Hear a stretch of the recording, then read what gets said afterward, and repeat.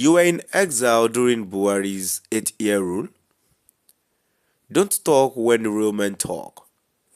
Rochas. Rochas sends, my dear listeners, good day. Thanks for joining. Here is Rochas sending an urgent message, an important message to Reno Omokri, an aide to Jonathan. Says, you were in exile during Buhari's 8-year rule. You should not talk when real men talk. Moving on to the full details, kindly please ensure you like, subscribe to this channel and share.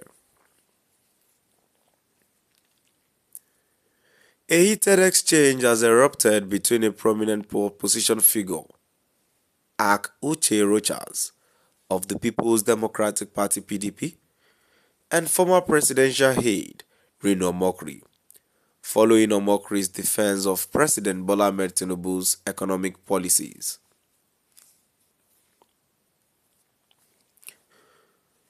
In a post on his official X, formerly Twitter handle, on Thursday, July 10, 2025, Rochas criticized Omokri for what he described as hypocrisy and cowardice, reminding him of his self-imposed exile during Muhammadu Buhari's administration.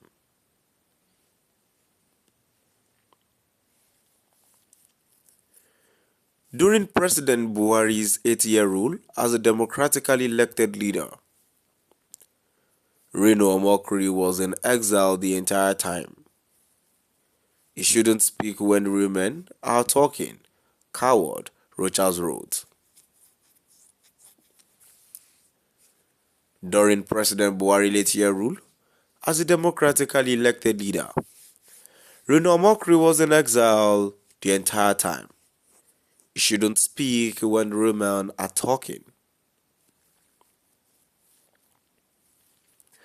The outburst came after Omokri appeared on Channel's television Politics Today program on Wednesday, where he argued that Nigeria's economy is now on a more sustainable path under Tinubu compared to the Buhari years. Omokri described the previous administration as an economic illusion, saying Nigerians had been living in a fool's paradise. We were living beyond our means. Tinubu has taken that away, and we are now living within our means, he said, adding that borrowing to fund consumption was unsustainable.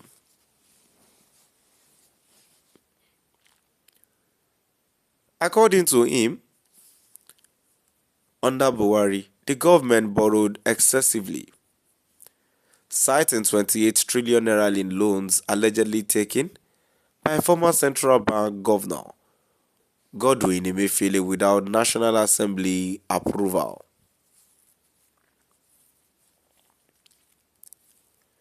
They were using that money to artificially inflate the value of the naira. We cannot keep borrowing just to give people food. We need to produce. That is why exports are going up and imports are coming down, Omokri asserted. Omokri also claimed that Nigerian debt stock has dropped under Tinubu from $113 billion at the end of Buhari's tenure, $97 billion presently. As of 2015, Nigeria owed $63 billion. When Buhari left, it stood at $113 billion. Under Tinubu, it is now $97 billion. That is a reduction of over $14 billion. We should appreciate this man, he said. When asked about widespread hardship among Nigerians, Omokri argued that short-term pain was necessary for long-term gain.